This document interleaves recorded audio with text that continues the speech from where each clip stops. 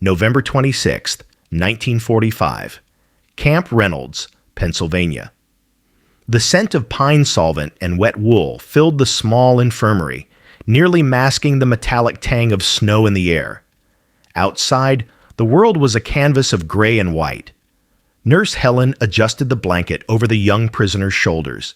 His fever had broken, but a tremor still ran through him. A sharp, accusatory cough came from the doorway.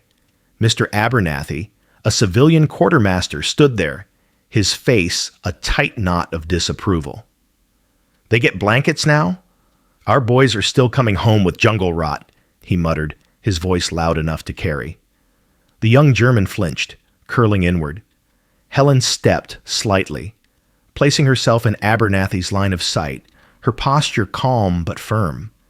She pointed to the neatly stenciled sign on the wall, a rule for all civilian staff: treat all with dignity, per Geneva Convention Article 3. It was a quiet, constant ritual of reminding. "It's all right," she said softly, her voice just for the boy.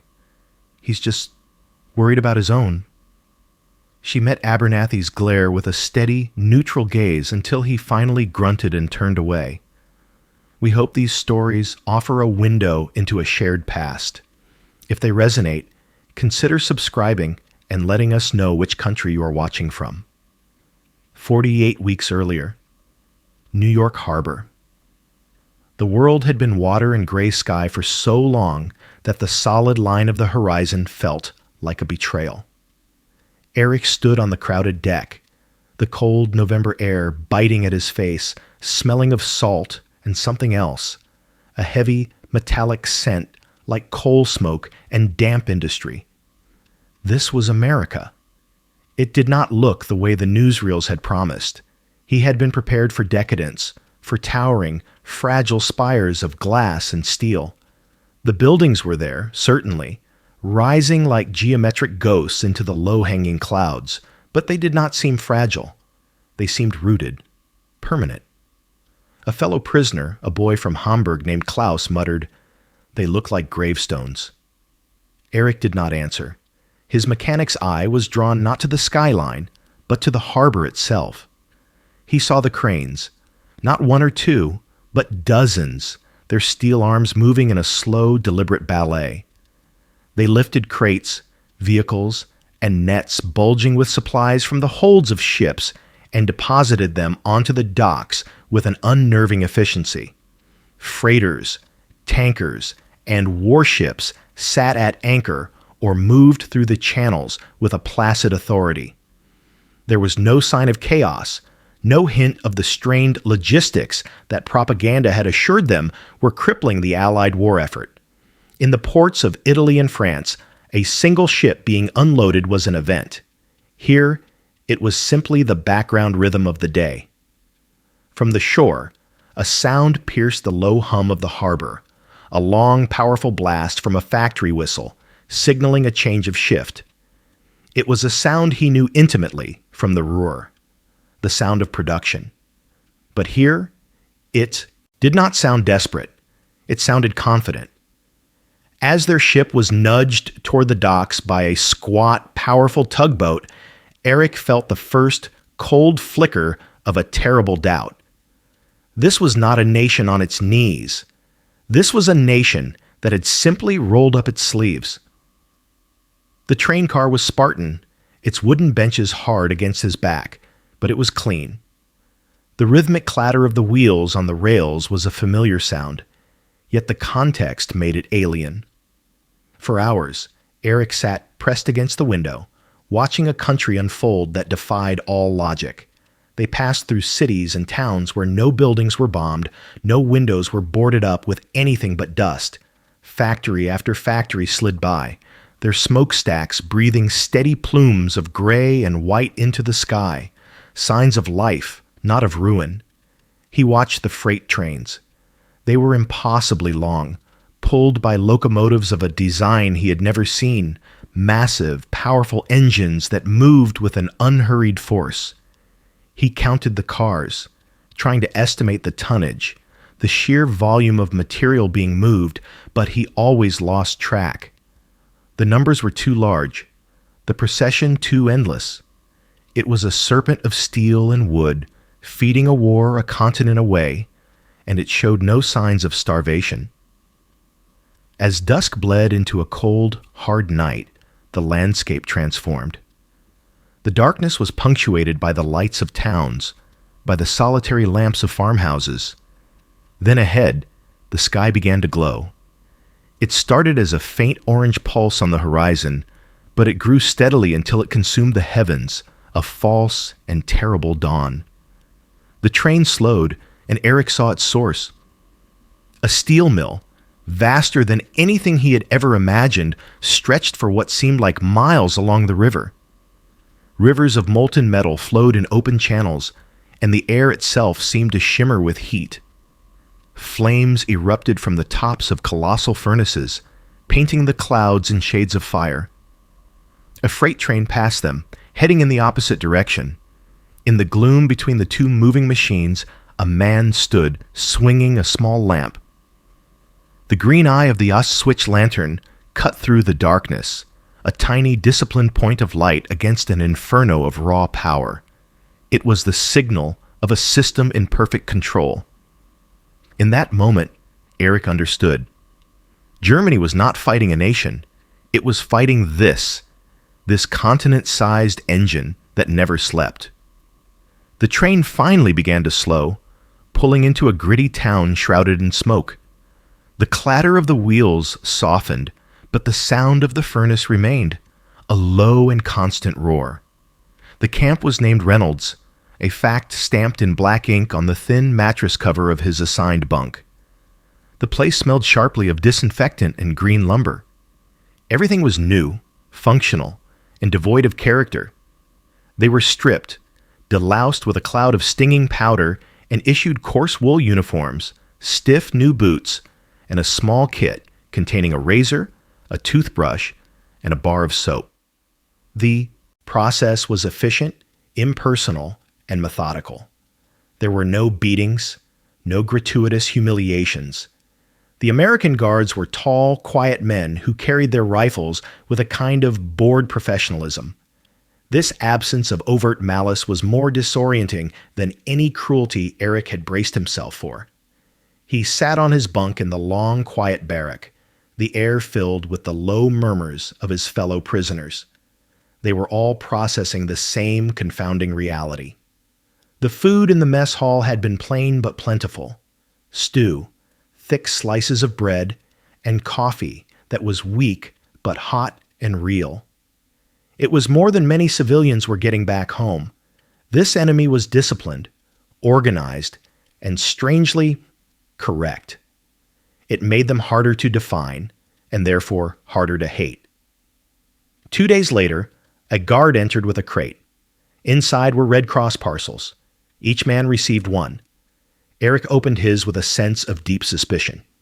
Inside lay a bar of chocolate, a pack of American cigarettes, a small sewing kit, and another bar of fragrant soap. He stared at the items, their bright, clean packaging, a stark contrast to the grim reality of the war. This felt less like charity and more like a weapon, a demonstration. Was this a trick to make them soft? A calculated display of the enemy's inexhaustible surplus, designed to break their spirit more effectively than any interrogation? He could not decide. He wrapped the chocolate carefully and hid it away. Just as he did, the distant piercing cry of the spot factory whistle blew, signaling the end of the day shift. The sound was a constant reminder of the source of this impossible abundance.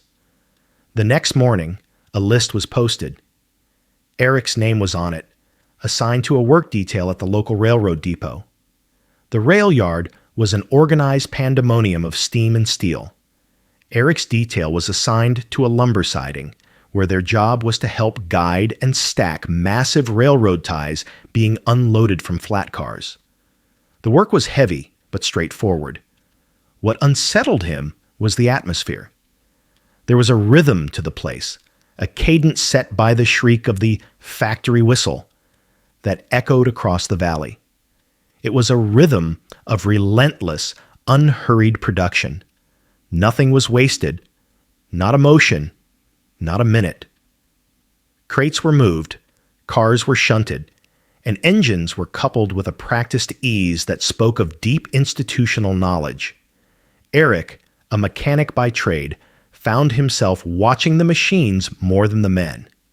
He saw tools and equipment treated as consumables, used hard and replaced without a second thought. He saw lubricants and fuel in quantities that would have been strategic reserves back home. This casual abundance was a more potent form of psychological warfare than any leaflet drop. How could Germany's strained, patched-together war machine possibly compete with an enemy that considered this level of surplus to be normal? One morning, he watched a crew work on a nearby track. They were unloading I-beams from a flat car using a small steam crane. The operator, a man in greasy overalls, handled the controls with a delicate, precise touch. The crane's arm would swing over, the hooks would descend, and a multi-ton beam of steel would be lifted and set onto a waiting truck as if it were a child's toy. The entire car was unloaded in less than an hour. Eric did the calculations in his head.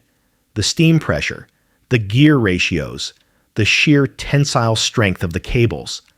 It was not just possible, it was routine. He was so absorbed in the mechanical spectacle that he did not notice the American civilian supervisor, a quiet older man named Miller, stop beside him. Miller followed his gaze to the crane. "Something wrong?" Miller asked, his voice even, not accusatory. It was the first time an American had spoken to him about anything other than a direct order. Eric stared at the thin, translucent sheet of paper. Once a week they were permitted to write. The words were a bridge, a fragile thread spun across an ocean of silence and war. But what could he possibly build that bridge with? He had started 3 times, and 3 times he had crumpled the paper into a tight ball. How could he describe the river of fire from the steel mill, or the freight trains that ran like arteries of a tireless giant to his parents in a city that was slowly being pulverized into dust? Any such description would be excised by the American censor for revealing industrial details, or by the German censor for being demoralizing propaganda. He looked around the barrack. Other men were hunched over their own small tables, their faces tight with concentration. They were all engaged in the same impossible task, telling the truth with a vocabulary of lies. He could not write that he was overwhelmed. He could not write that he was beginning to believe the war was lost. He could not write about the quiet professionalism of the guards or the grudging respect he felt for Miller's competence in the rail yard. Those were truths of this world, not of theirs. To send them home would be an act of cruelty. His pencil hovered over the fresh sheet. He made a decision. He would not write of industry. He would write of its smallest byproducts. "My dearest mother and father," he began, his script small and neat. "My health is good. The work is tiring but manageable. The camp provides us with what is necessary." He paused, then added the crucial detail, the one he prayed they would understand. "We are given bread every day and coffee in the mornings. I was even given a bar of chocolate, which I am saving." He felt a hot flush of shame as he wrote it. The survivor's guilt, a bitter taste in his mouth. He was describing a life of relative plenty to a family that was likely hungry. He signed it simply, then added the required closing. "I am well." The statement was true, and it was the most profound lie he had ever told. The fragile sense of routine was shattered by a piece of newsprint. It was smuggled into the barracks by a prisoner on the sanitation detail, a thin gray sheet from the local town paper.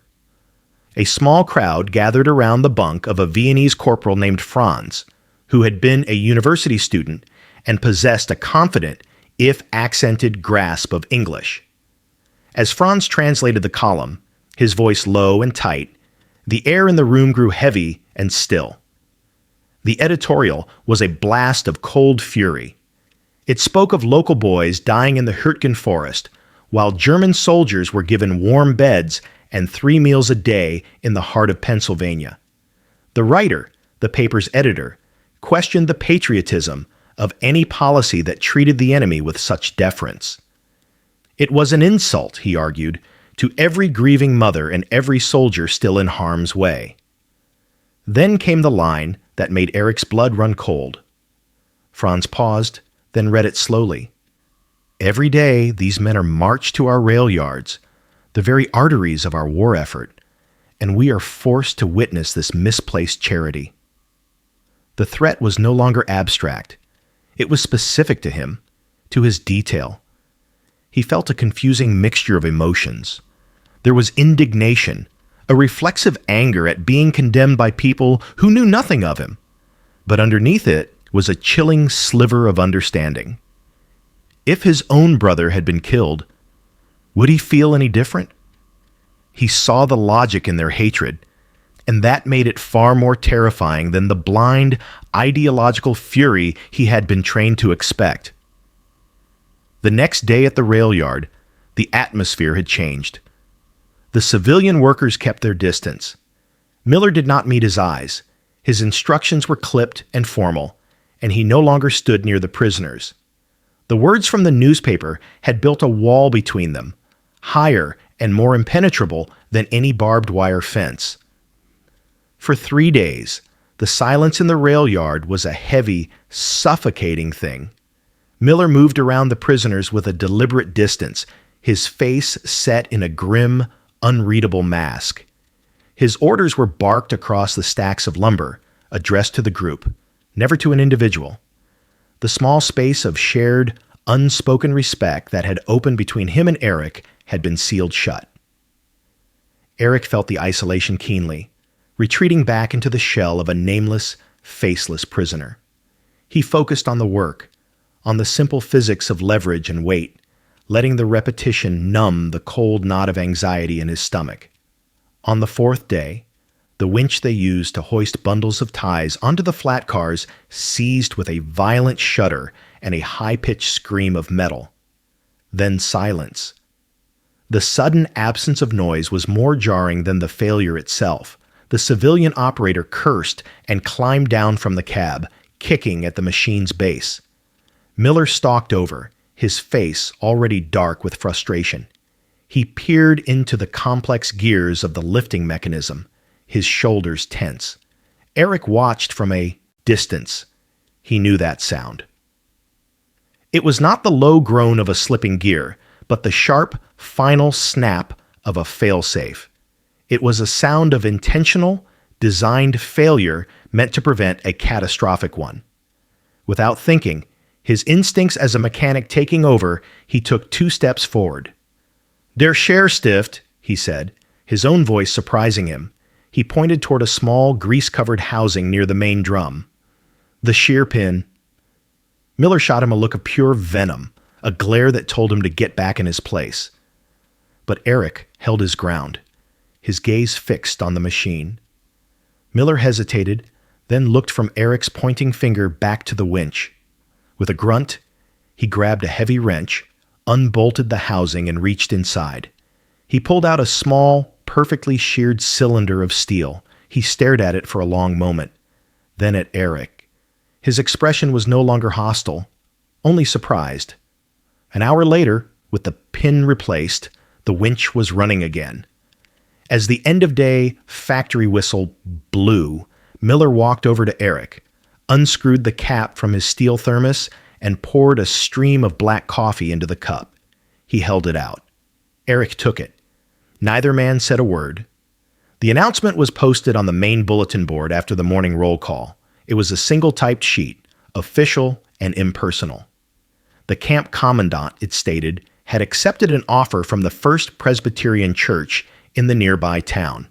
On the evening of Thanksgiving, a small number of prisoners, selected for good conduct, would be permitted under guard to attend a community supper held for factory workers on the late shift. The news spread through the barracks not like a kindness, but like a contagion of suspicion. "A trick," muttered a corporal, who had been captured at Stalingrad. "They will photograph us eating turkey while our families starve. Propaganda," another man scoffed.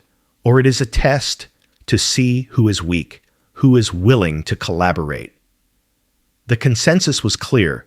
It was a trap, a game, and the only way to win was not to play. Eric felt the pull of their logic. He remembered the newspaper editorial, the barely concealed resentment of the townspeople. Why would they offer a seat at their table? The dilemma gnawed at him throughout the workday. He stacked the lumber, his movements automatic, his mind replaying the arguments. At the end of the shift, as the men were lining up, Miller approached him, not with an order, but with the quiet manner that had returned since the incident with the winch. He nodded toward the town, where the church spire was just visible against the darkening hills. "It's getting cold," Miller said, a simple observation. He paused, then added, "They make a good pumpkin pie at that church." He said nothing more, just turned and walked away. It was not an order, not even a suggestion. It was a statement of fact, a small piece of local knowledge offered from one man to another. It was enough that evening. Eric walked back to the bulletin board, picked up the pencil that hung from a string, and in the quiet solitude of the empty hall, he added his name to the bottom of the list. The church hall was warm and smelled of roasted meat, cinnamon, and brewing coffee. Long wooden tables were arranged in rows, filled with men in work clothes, their faces smudged with grease and fatigue. Eric and the other 4 prisoners sat at a designated table near the back, a single, unarmed guard seated at the end. They were an island of gray wool in a sea of worn denim and flannel. The chatter was a low, pleasant hum, the sound of men too tired for loud celebration, but grateful for the rest and the hot meal. There were no patriotic banners, no speeches, only the quiet ritual of a shared meal. Eric watched the American workers. He saw their calloused hands, the ingrained dirt beneath their fingernails. They looked like the men from the factories in the Ruhr, their shoulders stooped from the same long hours, their eyes holding the same deep weariness. These were not the demonic caricatures from the propaganda posters. They were simply men who worked with their hands. A woman placed a heavy plate in front of him, piled with turkey, potatoes, and dark bread. She gave him a small, tired smile before moving on. Before anyone ate, the town pastor, a man with a gentle face, stood at the front of the hall. He did not speak of war or victory. He asked only for a moment of silence, and then offered a simple prayer. "For the strength of our hands," he said, his voice calm and clear, "and for the bounty of this land, we give thanks." The words struck Eric with the force of a physical blow. It was a prayer for production, for sustenance, not for destruction. After the Amen, slices of pie were passed down the tables. A piece was set before him, the steam rising from its spiced orange filling. He looked at the simple slice of pumpkin pie on its tin plate. It was not a weapon. It was not propaganda. It was food offered in a moment of peace. As they were marched back out into the cold night air, the late shift factory whistle sounded across the valley. For the first time, it did not sound like a threat or a challenge. It sounded like a heartbeat. He returned to a barrage of quiet, urgent questions. The men in his barrack crowded around his bunk, their faces pale in the dim light, their eyes hungry for information. What was it? A prayer meeting? Did they try to make you sing their songs?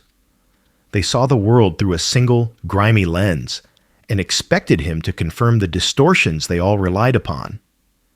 Eric sat on the edge of his mattress, the rough wool of his uniform scratching his neck. He had no words for what he had seen. How could he explain the profound power of a simple, non-political prayer? How could he describe the shared humanity in the tired faces of the factory workers, or the disarming gesture of a slice of pie? Every truth he could offer would sound like a lie, a capitulation. He shook his head, unable to meet their expectant gazes. It was just food. His answer was a disappointment, an evasion. But what did they say to you? Franz the corporal pressed. There must have been speeches about democracy, about our leaders. Eric looked up then, and the memory of the hall, the men with grease-stained hands and weary eyes, became sharp and clear. He finally found the only words that felt true. They did not talk about the war, he said, his voice barely a whisper. They were tired, like the men in the factories back home. A new kind of silence fell over the room. It was not the tense, suspicious silence from before, but a hollow, empty one. The men looked at him, then at each other, and slowly, without another word, they drifted back to their own bunks. He had not given them the enemy they needed. He had given them a reflection of themselves. He lay back, pulling the thin blanket up to his chin. In the distance, a train was being shunted onto a new track, and through the barrack window, he could see the faint, receding light of a bulg switch lantern. As it swung once, twice, and then disappeared into the vast American darkness. His war was over. The much longer, more difficult journey had just begun.